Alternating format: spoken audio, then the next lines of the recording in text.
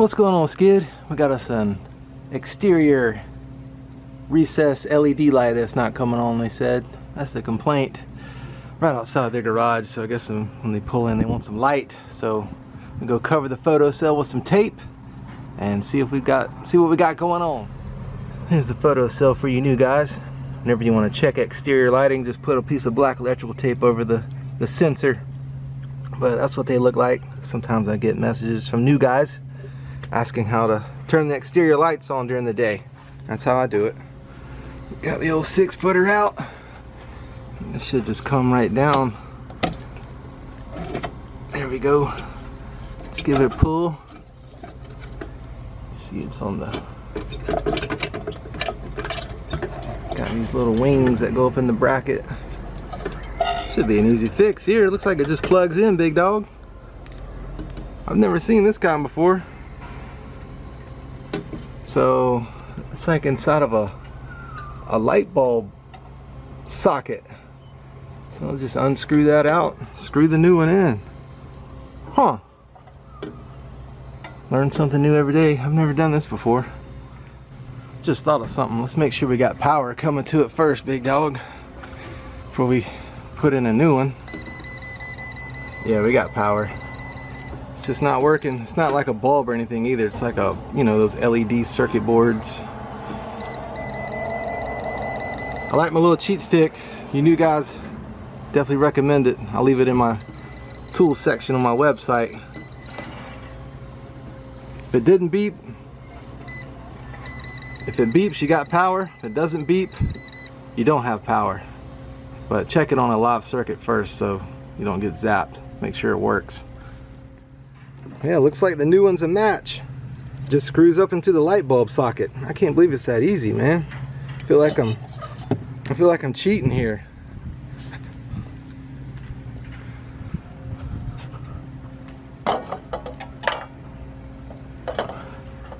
So just unscrew it like a light bulb? Can't be this easy, Skid. I'm about to see. I'm glad it's a matcher, man, because if it's just a skeeter leg off, I mean a skeeter leg off, it won't match up right. Be like a big old gap there. I'll be dog. It is that easy. New one's working. Wow, I like this.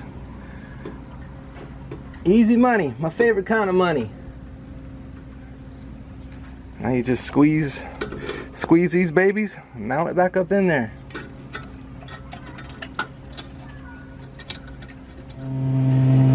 Yeah, here's the bad one that I took out. Wanted to split it open so we can look inside of it. This is why you can't just replace the bulb, because there is no bulb. As you can see, it's a circuit board, and those little yellow things are the lights, little LED lights. I don't see anything really burnt up or anything. Maybe that, like one of the little capacitors or something. Nothing looks obvious, but it definitely wasn't working, so you gotta replace the whole fixture. There is no bulb to replace. I mean, unless you want to get a little circuit board and solder it in there. But that's it. That's what the inside looks like. No bulb, circuit board. That easy. Got the new one mounted. It's on. Man, why can't everything be like that? And I noticed that this one isn't working either. I mean, the report was for that one, but looks like it's going to be both. And it's such an easy fix. I'm just going to go ahead and replace that one too. Alright, Skid, we got us a no cooling call here. The on-call guy said that the outside unit would come on, but the inside won't. Let's see. Oh yeah, he's got the fan on.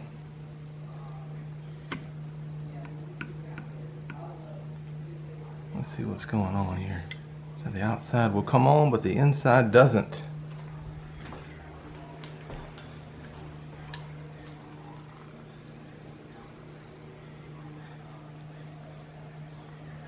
I don't hear refrigerant moving. Let me go look at the outside. Oh, no wonder we don't have refrigerant moving. Pulled the disconnect.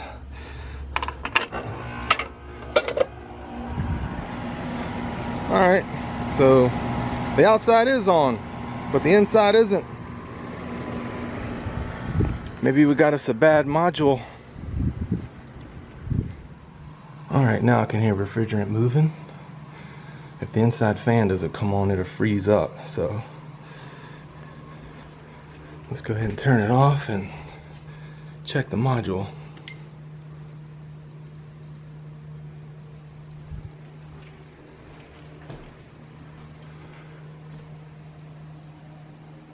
Alright, the outside's off. Let me turn the breaker off. Make sure you kill the power. This is for the air handler. This is for the outside condenser. So we'll turn the air handler off since that's where we're working. We'll test the motor. And if the motor is good, 9 times out of 10 it'll just be the module.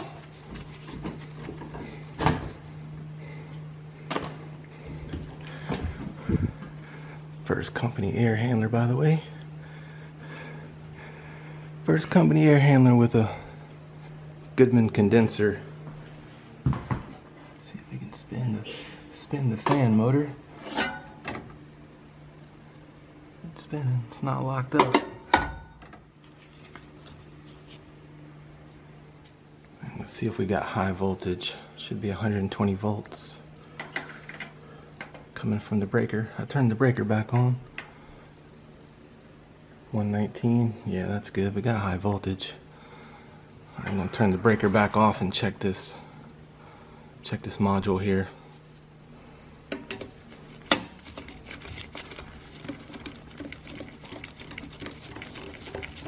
Take these screws out and it'll come out of the motor.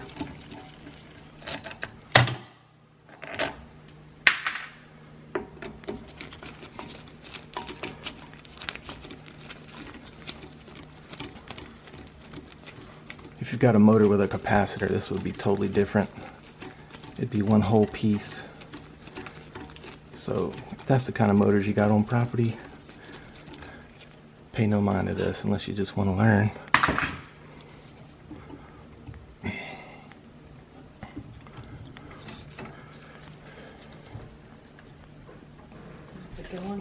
Still investigating, doing good.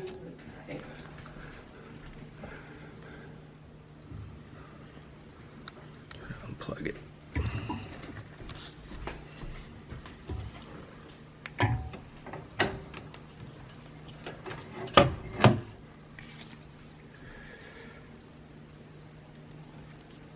Now we'll test this with the meter. If it's good, that means this is bad. If this tests good, the module will be bad. Alright, Skid, I got my meter set to continuity, meaning that it's gonna beep. And I got one of my leads into one of the terminals on the plug there. So if it beeps in all 3 terminals, it's good. There's the middle one, it's beeping, so that's good. And it's beeping in that one, so the motor should be good. So let's do an ohm check as well. Set it to ohms, the little horseshoe, and it should all match. Alright, I got the meter set to ohms, and they're all ohming out to around 14 ohms. See, I go through the back there, trying to get that on camera. I go through the back of the plug and just test the 2, one on the far left in the middle, 14 ohms. Move it over, one in the middle, one on the far right, 14 ohms, and then test the far right, or far left and far right, 14 ohms. So this is showing good. I haven't seen how to test these modules. I was just taught to test the motor here with the terminal, through the terminal. If the motor's good, then the module is bad. So we're going to replace the module here. So I've got my new one here, 3/4 horsepower. There's a part number if anybody needs it. Alright, big dog, real quick, I'll try to show you what's going on here. I tried to mark them so you can see them, but it didn't really help. Anyway, this is your low voltage common, high voltage load in, high voltage ground, high voltage neutral. So this is high voltage, low voltage neutral, and low voltage on the bottom for your fan speed. So it'd be like low speed for heat, higher speed for cooling. So that's what's going on here. Alright, got my new module wired up. I'm gonna plug the harness back into that and then mount it up, screw it back in. I'm up kind of high here so I can't show it move for move, but that's what I'm about to do. Easy peasy. Alright, brosif, got the new module wired up and mounted. Just 2 screws, boom boom. Got my magnetic stud finder on the switch here. That door switch has to be engaged or it won't come on. So let's see what happens here.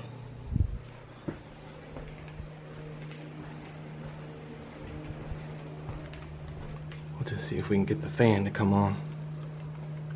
Fan on.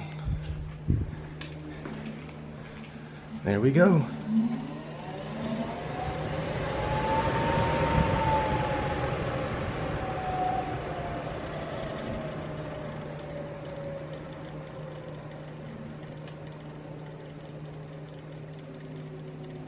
It does a little module thing.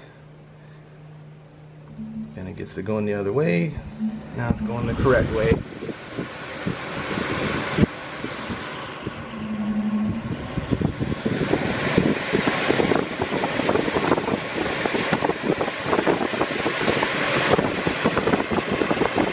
Alright, good to go. The old bad module.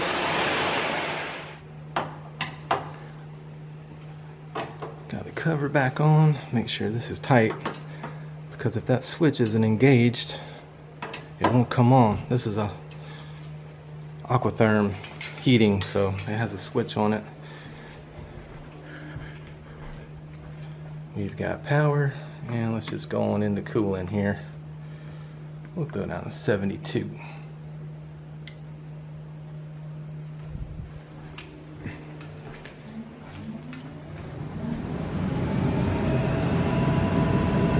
And there it is.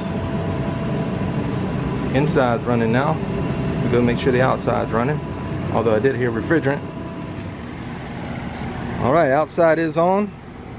Moving some good heat out the top. Got some good sweat on the suction line. Oh yeah, nice and chilly. We good. Alright, let's do a recap. So the 3 prongs coming out of the motor. Put your meter to continuity.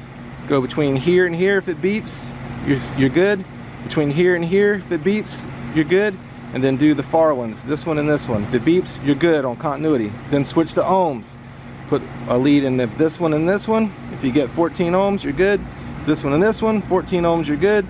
And this one and this one, 14 ohms, you're good. Doesn't have to be 14, just as long as it matches and it's nothing too crazy. So that's it, guys. That's how you do it. And if it tests good, your motor tests good through the plug harness, bad module. What's going on, Skid? It's not going in the spin cycle, they said. It said it fills and agitates, but doesn't go in the spin cycle, so let's run it and see what's going on. Put it on small so it don't take so long.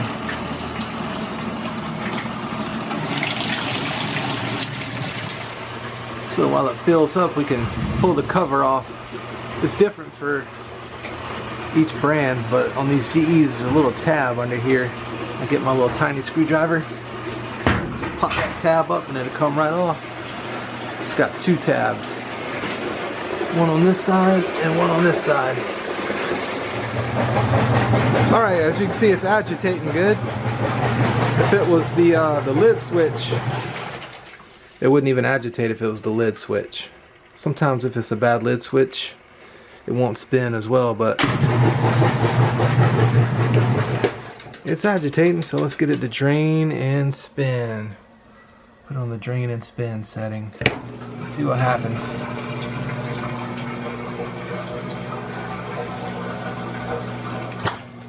Oh, there it goes. It's probably doing it intermittently now.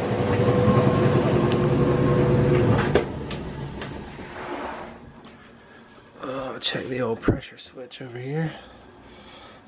Sometimes this can get clogged and mess with things. And blow into it. Oh, this is clogged.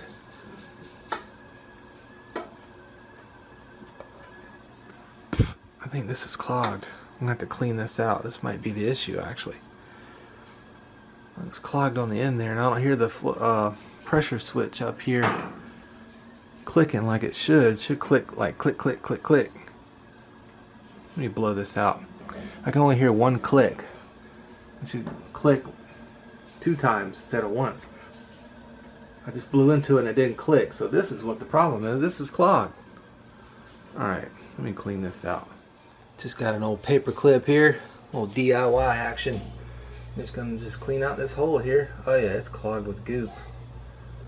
There's a lot of goop on there.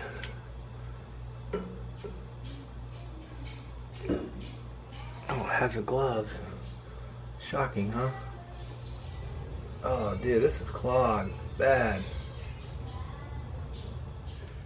Yeah guys, so all I'm doing is just cleaning this hose out the best I can. I won't show the whole process, just running the paper clip up in there and getting that goop out. Again, it varies, it differs from different brands, so if you've got a different brand than the GE, it might be a little different, but all these older styles got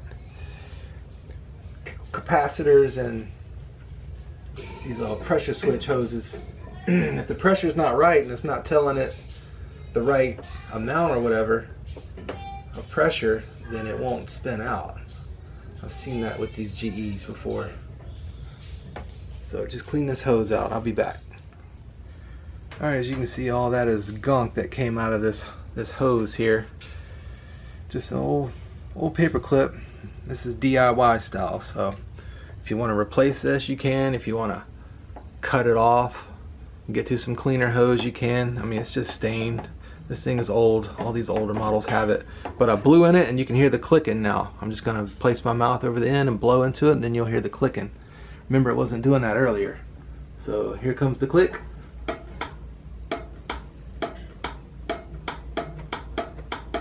That's the pressure switch in there. That's what it wasn't doing that earlier when I was blowing into it. So it was totally clogged. So that was our issue.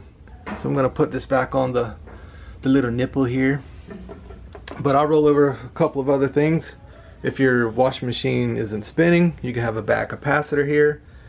All these older models have capacitors. It's either going to be here or tied along here somewhere. Or you could have a bad timer. Just make sure your timer is advancing all the way through the cycle. Like if it stops in the middle somewhere or stops here, then you got a bad timer. So those are just some basic troubleshooting for you DIYers out there. A lot of homeowners watch, and of course you could have a bad motor.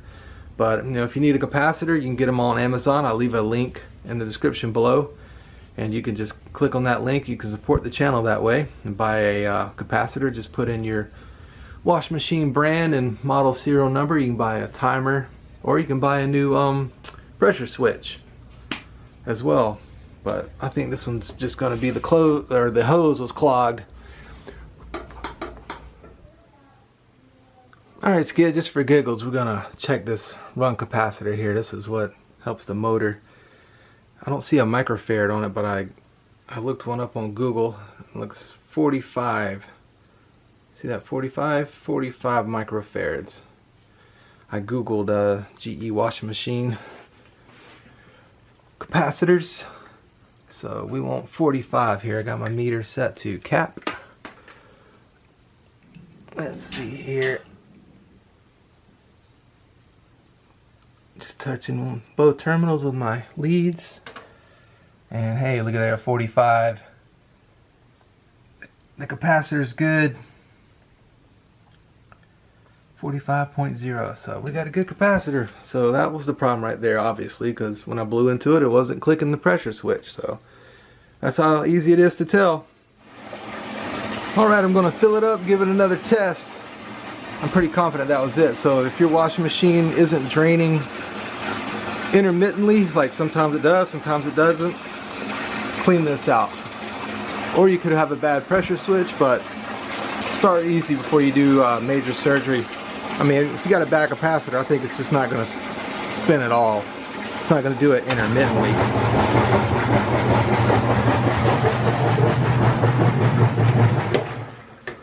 And remember, if your timer doesn't advance got a bad timer.